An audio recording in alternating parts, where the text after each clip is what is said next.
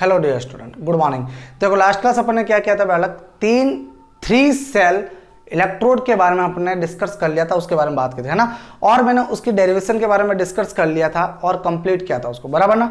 अच्छा, मैंने कहा था कि जनरली के सर आज मैं उसके लिए रिगार्डिंग कुछ के प्रश्न आपको करवाऊंगा, लेकिन बालक उसके इंपॉर्टेंट इतने बोर्ड के लिए इंपॉर्टेंट प्रश्न नहीं है। हाँ, कॉम्पिटिशन के लिए हो सकते हैं, लेकिन हमारे लिए बोर्ड के लिए ज्यादा इंपॉर्टेंट नहीं रहेगा, ठीक है। अच्छा, अब देखते हैं जनरली के सर आगे का टॉपिक एक बहुत ही इंपॉर्टेंट है, जहां पर क्वेश्चन कई बार पूछे गए हैं, है ना। और जहां पर है ना आप एक्सरसाइज जैसे क्वेश्चन करते हो तो वहां पर बच्चों को बहुत ज्यादा प्रॉब्लम होती है कि सर ये कैसे होगा और क्यों होगा, ठीक है। चलो स्टार्ट करते हैं बिना वक्त गंवाए। सर अपना आगे का टॉपिक है क्या सर, अगर अपन क्या करते हैं कि दो या दो से अधिक, देखो दो या दो से अधिक हाफ सेल रिएक्शन है, उनको क्या करना, संयोजन करना है। और एक नई प्रकार की हमें क्या मिलती है, यदि हाफ सेल रिएक्शन मिलती है तो उसके लिए हमें ईएमएफ कैलकुलेट करना है ना। तो सर अपनी हेडिंग है, यदि जब दो या दो से अधिक अर्ध सेल अभिक्रिया को संयोजित किया जाता है, संयोजित किया जाता है, तब, अब इतना लिख दो बस, बहुत है। अब देखो जना क्या है सर, इसको समझने के लिए अपन क्या करते हैं, एग्जाम्पल लेते हैं और एग्जाम्पल से क्या ठीक समझ में आएगा थोड़ा, ठीक है। सर माना कि हमारे पास एक है Fe+3 है एक्वस वाला, ये क्या कर रहा है, 3 इलेक्ट्रॉन ले रहा है और 3 इलेक्ट्रॉन लेने के बाद किस में जा रहा सर, Fe सॉलिड के अंदर जा रहा और यहां पर इसका E है नॉट 1 कैलकुलेट मान लेते हैं सर, ये हमारे पास 1 है, बराबर। अच्छा, दूसरी बात करते हैं सर, एक हमारे पास Fe+2 है एक्वस वाला भाई साहब, ये क्या कर रहा है, 2 इलेक्ट्रॉन को ले रहा है और किस में कन्वर्ट हो रहा है, Fe सॉलिड के अंदर, और यहां पर इसका E0 कितना बेटा, 2 मान लेते, बराबर। अच्छा, इन दोनों को संयोजित करें, मतलब एक नई प्रकार के हमारे पास अर्ध सेल अभिक्रिया आती है। अर्ध सेल अभिक्रिया कौन सी आएगी सर, हमारे पास माना कि Fe एक्वस वाला है, ये 1 इलेक्ट्रॉन को लेता है और 1 इलेक्ट्रॉन लेने के दिन आफ्टर किस में कन्वर्ट हो जाता है, Fe सॉलिड के अंदर, यहां पर E0 3 बना रहा है, ठीक है। तो सही लिखा क्या, देखो एक बार,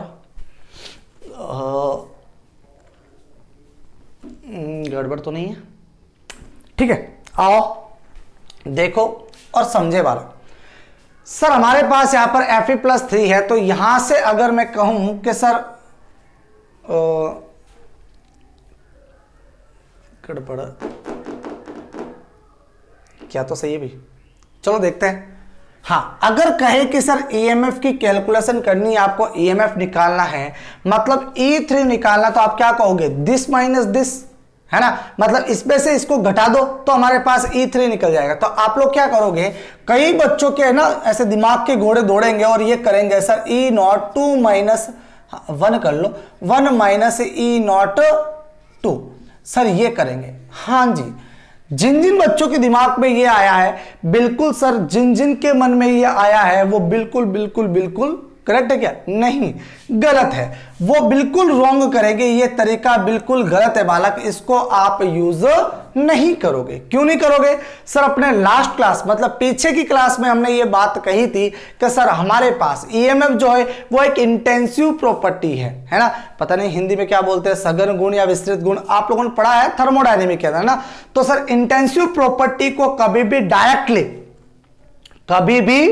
डायरेक्टली उसके ऊपर या तो जोड़ना या घटाया नहीं जा सकता, लेकिन एक्सटेंसिव प्रॉपर्टी पर ये एप्लीकेबल है, इसको अप्लाई किया जा सकता है। तो सर अगर एक्सटेंसिव प्रॉपर्टी पर अप्लाई किया जा सकता है तो बताओ जरा कैसे अप्लाई करेंगे। सर हम जानते हैं कि सर डेल जी जो होता है, delta G equal to minus NF E cell होता है, हाँ के ना बालक, होता है ना। तो बताओ जरा कि अगर मुझे इसके लिए अप्लाई करना है, डेल्टा जी निकालना है, डेल्टा G1, तो क्या होगा, डेल्टा G1 या निकाले, जगह बड़ी है ना, डेल्टा G1 किसके लिए होगा सर, इसके लिए माइनस का माइनस n की जगह कितना 3, f का f मल्टीप्लाई E0 1, बोलो बात समझ आ गई।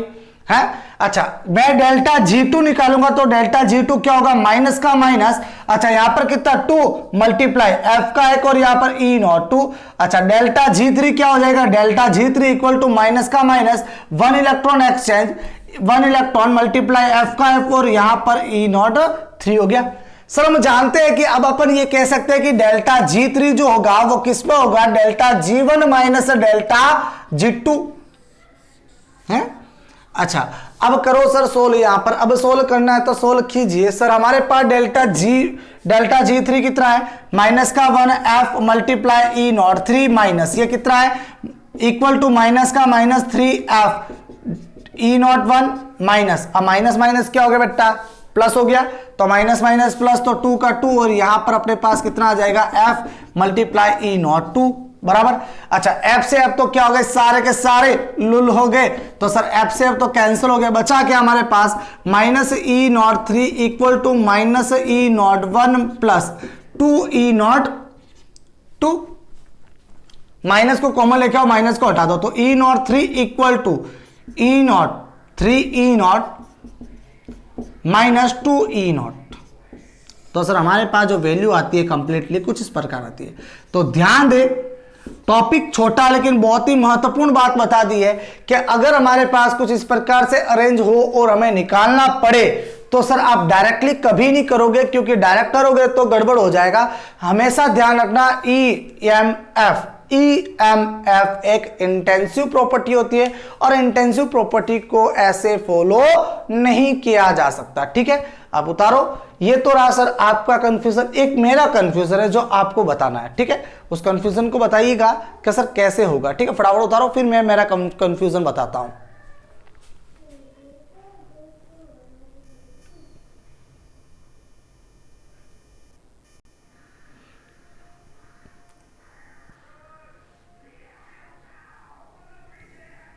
चलो सर, आपका कंफ्यूजन तो क्लियर, अब होता है मेरा कंफ्यूजन स्टार्ट, है ना। अब बताइएगा अब इनको कैसे करेंगे, है ना।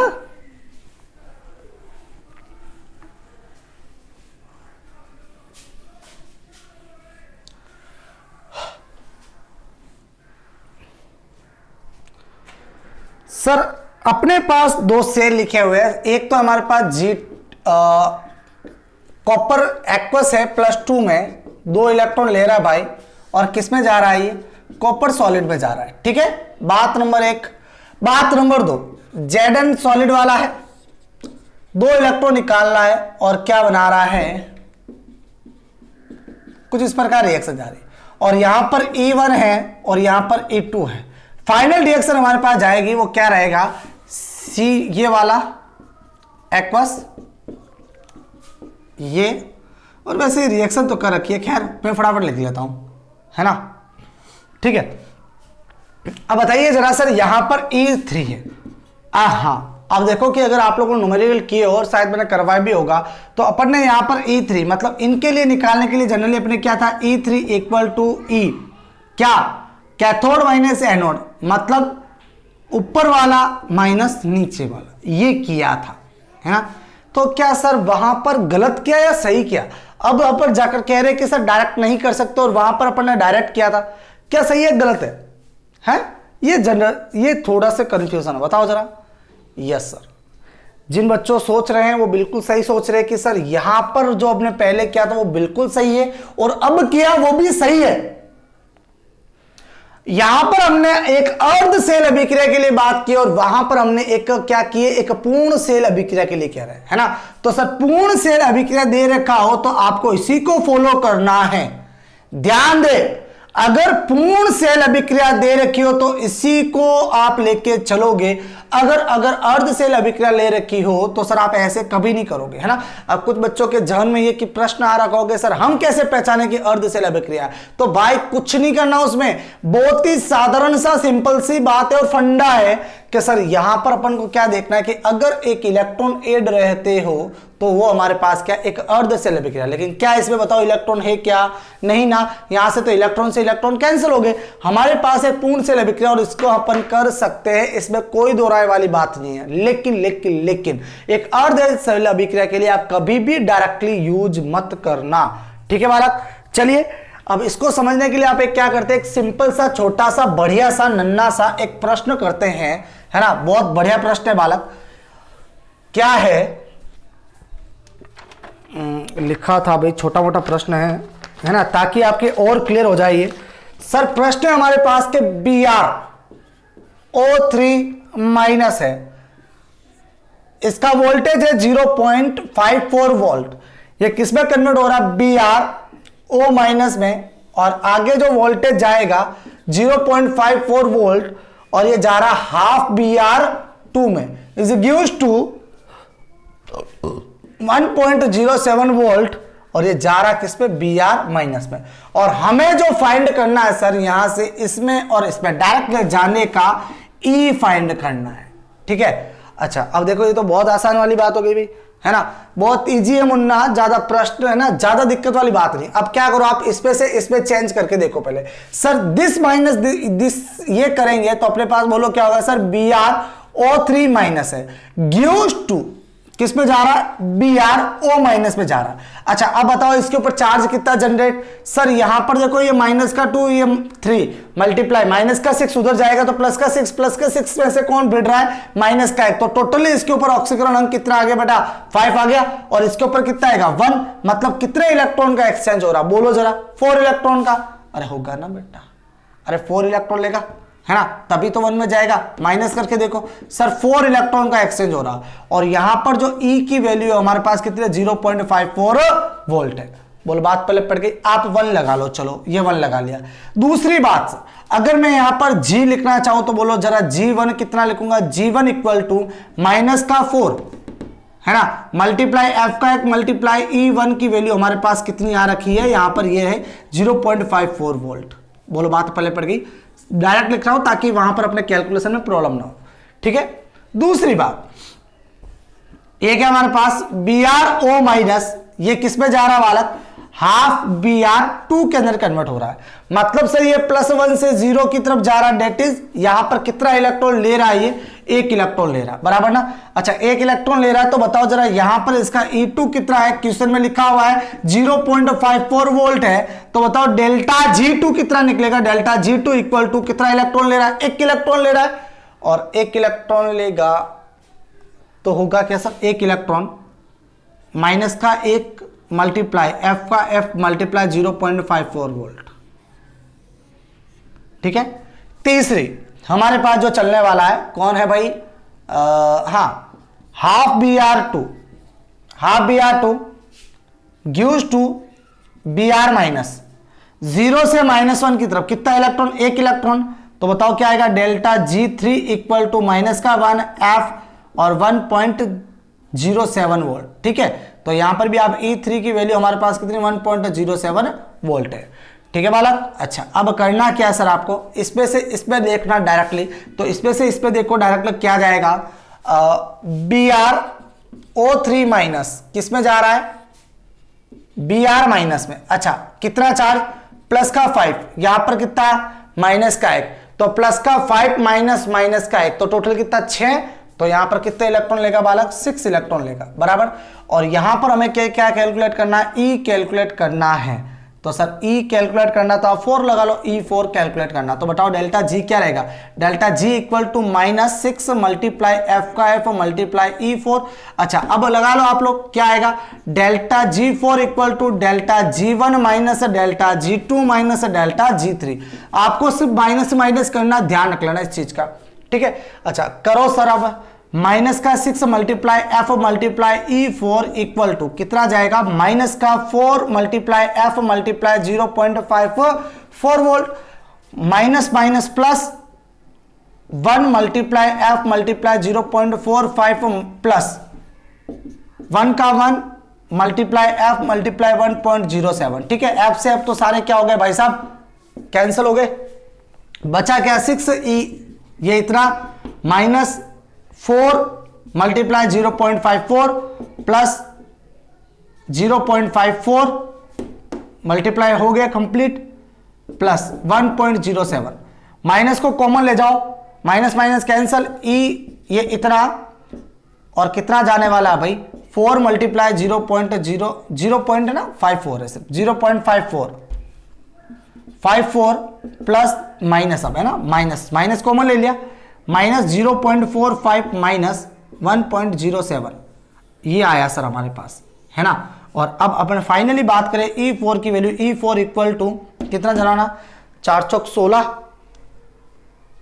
4 चौक 16 का 6, यहां पर एक 20 और एक 21 और यहां पर कितना 2.1 माइनस 0.54 माइनस 1.07 सर फाइनल हमारे पास ये आने वाला है। और डिवाइड में क्या करना है, 6 करना है, ठीक है बालक। ये अपने पास आंसर है, ठीक है। अब आप कैलकुलेट करना कितना जाने वाला है, ठीक है बालक, है भाई, ये कैलकुलेट कर लेना आप लोग, ठीक है ना। तो इस प्रकार से न्यूमेरिकल प्रश्न आते हैं, बहुत आसान है, लेकिन इस बात का ध्यान रखना कि आप लोग कभी भी डायरेक्ट यूज मत करना, ठीक है। फटाफट उतारो फिर आगे डिस्कस करते हैं।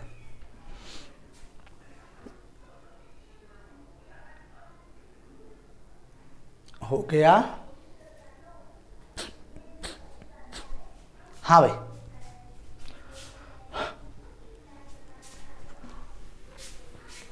एक छोटा सा टॉपिक है, बहुत बढ़िया है, इंपॉर्टेंट भी है वैसे, है ना। और वैसे पूरा चैप्टर इंपॉर्टेंट है, पढ़ते रहो। और आई एम गारंटीड बालक कि इस इलेक्ट्रोकेमिस्ट्री से और इंटरेस्टिंग चैप्टर और कुछ नहीं। हाँ, इससे आगे एक और चैप्टर है ना। अब कुछ बच्चों को तो न्यूमेरिकल देखकर बायो वालों को थोड़ी चक्कर सी आने लगी होगी कि सर ये क्या चल रहा है, कब की है बायो ली है, मैथ्स को देख कर के हाँ मैथमेटिक्स ना है और यहाँ पर तो मैथ ही मैथ पढ़ी है, इतने सारे गणित से डर कर तो इतना ले। अरे भाई गणित से भागो मत, है ना, बहुत ज़्यादा गणित से उम्मीदें हैं, ठीक है, गुंजाइश से, ठीक है। आओ जरा नेक्स्ट अपने पास एक बहुत ही इंपॉर्टेंट टॉपिक है, गैल्वेनिक सेल, इंग्लिश में लिख दूं, चलो ठीक है, गैल्वेनिक सेल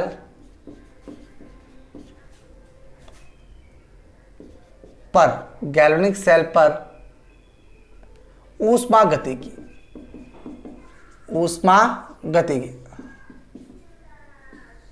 अब गैल्वेनिक सेल पर ऊष्मागतिकी या गैल्वेनिक सेल की ऊष्मागतिकी की कर दो यहां पर, है ना, गैल्वेनिक सेल की ऊष्मागतिकी। अब गैल्वेनिक सेल की ऊष्मागतिकी कैसे, ये टॉपिक वैसे पढ़ रखे हो आप लोगों ने, टॉपिक नहीं पढ़ा सही बात, लेकिन ऊष्मागतिकी को आपने 11th क्लास में पढ़ा है बड़े अच्छे से, ठीक है। अच्छा सर, हमारे पास एक फॉर्मूला जाता है, जनरली आप लोगों ने पढ़ा होगा कि delta G equal to delta H minus delta S T, है ना। आई होप कि हर बालक ने पढ़ा होगा ये तो, है ना, नहीं पढ़ा हो तो खैर कोई दिक्कत नहीं है। सर मैं इसको यूज नहीं करूंगा, है, क्यों यूज नहीं करूंगा सर, मेरे काम का नहीं है। देखो जिन जिन लोगों ने मेरे से पढ़ा है थर्मोडायनेमिक, उन्होंने ये पढ़ा होगा, क्या एक फॉर्मूला और निकलता है जनरली, क्या, del DG equal to V डिप्टी माइनस, वी डिप्टी माइनस क्या जाएगा सर, एस डिटी। ये एक फॉर्मूला जनरेट होता है जनरली, ठीक है बालक। अच्छा ये फॉर्मूला जनरेट होता है। यहां पर देखो जरा कि सर मैं बात करता हूं 8 कांस्टेंट प्रेशर कर दो या फिर वॉल्यूम कर दो। अब देखो कि सर इस बात सर ये क्यों करना है ना। अब भाई करने का मतलब ये है कि हम कभी भी एक गैल्वेनिक सेल के अंदर उसके अंदर लिए गए वैद्युत अपघट्य की मात्रा, मतलब उसके आयतन के बारे में कभी डिस्कस नहीं किया। अब तक किया नहीं सर, उसके आयतन से हमें कोई मतलब नहीं है। दूसरी बात, ना ही हमने उसके ऊपर लगने वाले प्रेशर के बारे में बात की, कही क्या सर, नहीं कही, है ना। गैल्वेनिक सेल के लिए तो नहीं कहती। हाँ वो अलग बात है कि कोई इलेक्ट्रोड अदर आ जाए तो वहां पर अलग बात है कि गैस का इलेक्ट्रोड आए तो वहां पर प्रेशर की बात कर सकते हैं, लेकिन गैल्वेनिक सेल पर तो अभी तक हमने किसी प्रकार से कुछ भी अप्लाई नहीं किया था, बराबर। तो सर हम जानते हैं कि गैल्वेनिक सेल के लिए, फॉर गैल्वेनिक सेल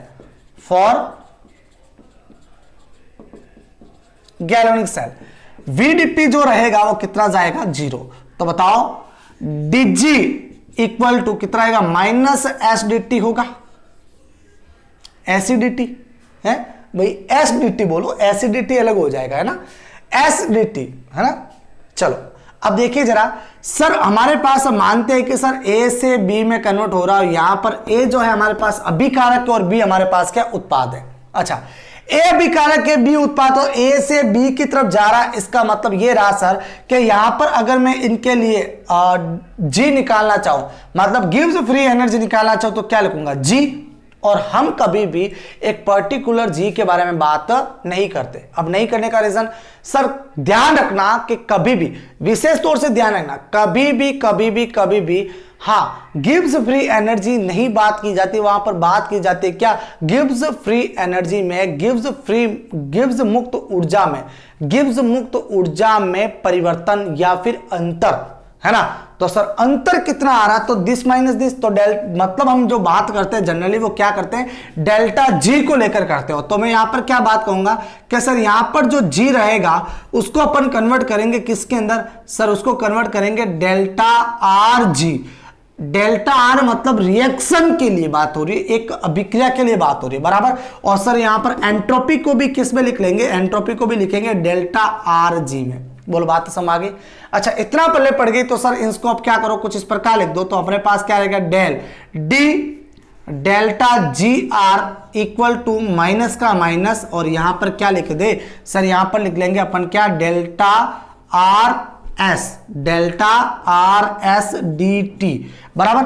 अपन को क्या करना है सर? यहां पर एंट्रोपी निकालना। तो एंट्रोपी निकालेंगे तो बोलो क्या आएगा सर? एंट्रोपी के लिए delta R S equal to minus का माइनस, और यहां पर D delta R G divided by D T, बराबर।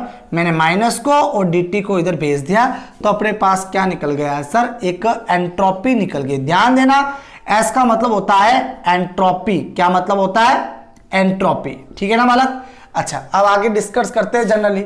सर हम जानते हैं, क्या जानते हो? हम जानते हैं कि sir delta G equal to minus N F E cell होता है। तो लगाओ, इसके अंदर पुट कर लो, माइनस का माइनस हो गया, plus delta R S equal to N F को बाहर निकाल दो, डी का डी इधर, और यहां पर ई सेल, और ये अपने पास हो गया क्या? ब्रैकेट में, ठीक है, और डिवाइडेड बाय डी टी। बोलो बात समझ आ गई सर? चलो अब बात सुनिएगा सर, अपन क्या बात करें कि सर हमारे पास यहां पर एक एंट्रोपी का फॉर्मूला बहुत ही सुंदर तरीके से यहां पर निकला है। ठीक है जी सर, ये हमारे पास जो ये है बॉक्स वाला, मैं इधर बॉक्स में लगा रहा हूं, इसको प्यार से बोला जाता है क्या? तापमान कॉफिशिएंट, नियतांक। क्या बोलते हैं? तापमान नियतांक। ध्यान देना, तापमान नियतांक। और ये तापमान नियतांक तब बोलेंगे सर जब अपन क्या करते हैं जनरली, एक किसी भी गैल्वेनिक सेल के लिए ईएमएफ और एंट्रोपी की बात करते हैं। तो लिख देता हूं मैं, गैल्वेनिक सेल के लिए एंट्रोपी व ईएमएफ की गणना होती है। ठीक है सर, इस बात का आप विशेष तौर से ध्यान रखना। अब मैं बात करता हूं, दो बहुत ही इंपॉर्टेंट टॉपिक लेके चल रहा हूं। यदि D E cell divided by D T ये सर जीरो से ज्यादा हो जाए, या फिर कहा जाए कि यदि D E cell divided by D T जो है वो जीरो से कम हो जाए। दो कंडीशन है आपके पास कि सर या तो जीरो से ज्यादा हो जाए या फिर जीरो से कम हो जाए, तो क्या होगा? तो सर क्या होगा की कंडीशन में देखो जरा कि सर अपन क्या करते हैं जनरली, यहां पर इसकी वैल्यू को ज्यादा करना है ना, तो सर इसकी वैल्यू को ज्यादा रखना है, ये पॉजिटिव वैल्यू रखनी है। तो ये पॉजिटिव कब होगा? जब सर मैं यहां पर तापमान बढ़ेगा। अगर तापमान बढ़ेगा तो सर ई सेल की वैल्यू भी क्या होनी चाहिए? बढ़नी चाहिए। बात तो ये है सर, अगर तापमान घट रहा है तो सर ई सेल की वैल्यू भी क्या होनी चाहिए? घटनी चाहिए। तभी जाकर हमारे पास ये क्या आता है? तापमान नियतांक जो है वो धनात्मक आएगा, बराबर। तो आप लिखोगे क्या सर? तापमान बढ़ेगा तब ईएमएफ का मान भी बढ़ना होगा, फिक्स है ना, बढ़ना होगा।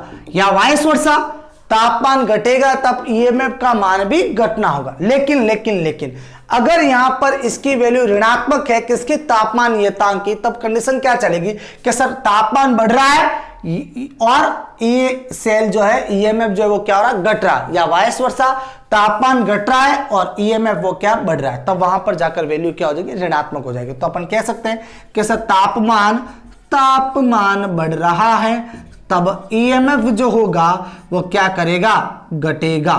क्या करेगा, घटेगा। तब ये जाकर अपने पास कंडीशन होगी। तो सर ये हमारे पास बहुत इंपॉर्टेंट कंडीशन है। हाँ, आप लोग सोच रहे हो कि सर आपने माइनस और प्लस की तो बात कर ली, क्या ऋणात्मक जीरो नहीं हो सकता?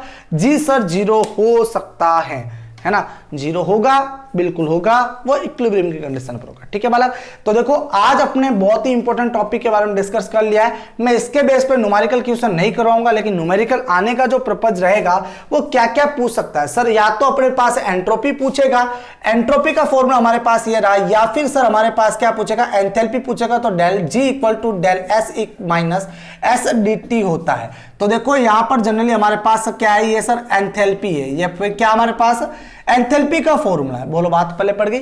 और या फिर हमें पूछ सकता है क्या सर, जी पूछ सकता है, तो del G equal to minus है एन एफ ई सेल है ये हमारे पास। बोलो बात समझ आ गई।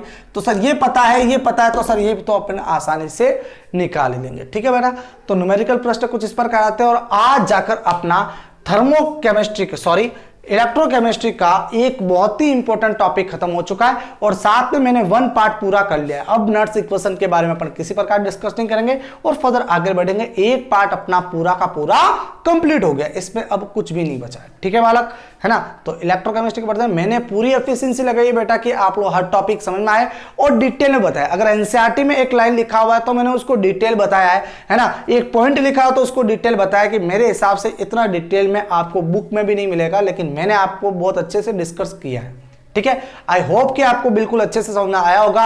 अगर फिर भी दिक्कत हो तो प्लीज प्लीज प्लीज आप मुझे पूछे, मैं आपको बताऊंगा। लेकिन इसके बेस पे आप न्यूमेरिकल क्वेश्चन करना मत, क्योंकि ये जो टॉपिक ज्यादा इंपॉर्टेंट जाता है, ये जेई और नीट के लिए इंपॉर्टेंट जाता है। और यहां से एडवांस में प्रश्न कई बार पूछा गया है, और एडवांस के लिए ज्यादा इंपॉर्टेंट इसलिए हो जाता है, हाँ, क्योंकि ये एक एकमात्र चैप्टर है जिसमें देखो एक थर्मो आ गया, है ना, ऊष्मा गतिकी आ गया, ऊष्मा गति के साथ आयनिक साम्य आ गया, रासायनिक साम्य आ गया, और वैद्युत रासायनिक का तो इसमें है ना। तो सर 3-4 टॉपिक मिलकर एक बनता है, तो एक क्वेश्चन बन सकता है, तो पूरा का पूरा बच्चे का निचोड़ कर सकता हो। ठीक है ना बड़ा, तो आज के लिए इतना ही। बाकी के नए सिरे से स्टार्ट करेंगे, है ना, कुछ नई योजनाओं के साथ। तो आप जुड़े रहिएगा, बने रहिएगा, आप बिल्कुल, है ना, बने रहो। और जितने भी होमवर्क है मुझे सेंड करते रहो। ठीक है बेटा, आज के लिए इतना ही, बाकी का नेक्स्ट क्लास, बाय बाय।